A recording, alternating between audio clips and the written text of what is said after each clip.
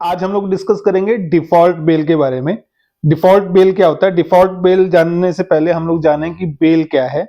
कोई भी व्यक्ति जब जुडिशियल कस्टडी या पुलिस कस्टडी में होता है तो उसका रिलीजिंग का जो ऑर्डर होता है कोर्ट की तरफ से या पुलिस की तरफ से, उसको बेल कहा जाता है या फिर जमानत कहा जाता है। तो डिफॉल्ट बेल क्या है? डिफॉल्ट है, डिफॉल्ट का मतलब अगर हम लोग हिंदी में देखें तो उसका मतलब होता है दोष, गलती। गलती की वजह से जो है जमानत मिलना। किसकी गलती की वजह से जमानत मिलना? इन्वेस्टिगेटिंग ऑफिसर की गलती की वजह से।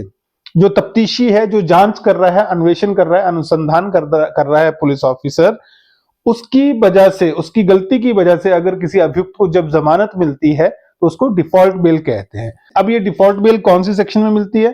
पहले मिला करती थी सेक्शन 167 का सब सेक्शन 3 था सीआरपीसी का, उसमें अभी है सेक्शन 187 बीएनएसएस, उसका सब सेक्शन 3 है, उसमें जो है डिफॉल्ट बेल मिलती है। अब ये जो डिफॉल्ट बेल है ये मिलती क्यों है, ये हम लोग डिस्कस कर लेते हैं। सेक्शन 187 बीएनएसएस का सब सेक्शन 3 जब हम लोग देखेंगे तो सब सेक्शन 3 में पार्ट 1 और पार्ट 2 को पढ़े, उसमें सेक्शन कहता है कि जो ऐसे ऑफेंस है जिसमें सजा 10 वर्ष या 10 वर्ष से ऊपर है, उसमें इन्वेस्टिगेशन करने के लिए 90 दिन दिए जाएंगे पुलिस ऑफिसर को।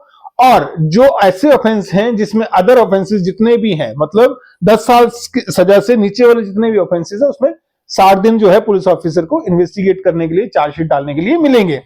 अब कोई पुलिस ऑफिसर उन 60 दिनों में या उन 90 दिनों में अगर अभियुक्त के विरुद्ध कोर्ट में चार्जशीट दाखिल नहीं कर पाता है किन्हीं कारणों से, तो वो जो अभियुक्त होगा उसको न्यायालय को डिफॉल्ट बेल पे छोड़ना पड़ेगा। डिफॉल्ट बेल से रिलेटेड हम लोग ऑनरेबल सुप्रीम कोर्ट का जजमेंट देखेंगे। Honourable supreme court default bail के बारे में क्या राय रखते हैं।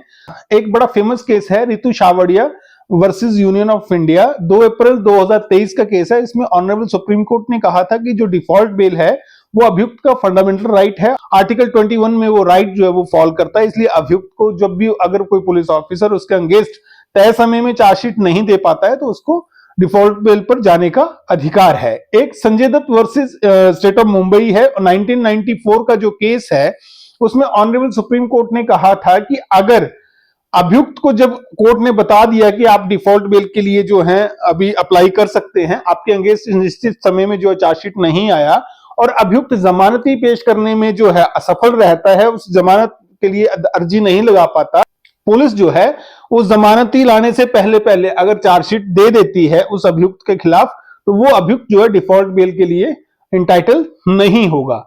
ऑनरेबल सुप्रीम कोर्ट का एक और इंपॉर्टेंट केस है Jasvir Singh Samra versus National Investigation Agency, 2023 का केस है।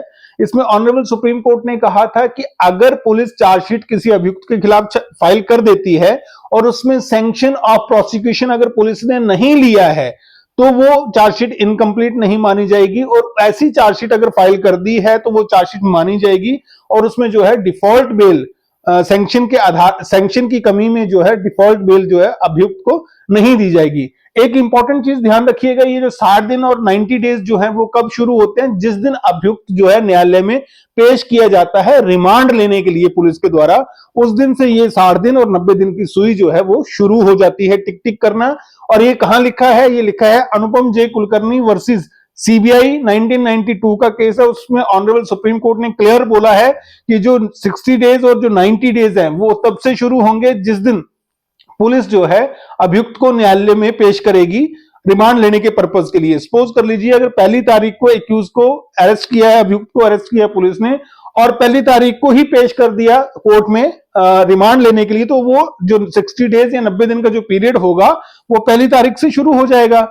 और अगर पहली तारीख को अरेस्ट किया, 24 घंटे हैं पुलिस के पास, तो अगर 2 तारीख को उसको कोर्ट में पेश किया है तो वो जो समय होगा 60 दिन या 90 दिन वो 2 तारीख से शुरू होंगे। और ये 60 और 90 डेज तभी काम करेंगे, डिफॉल्ट बेल तभी मिलेगी अगर एक्यूज जो है वो जुडिशियल कस्टडी में है, जेल में है, तभी डिफॉल्ट बेल मिलता है।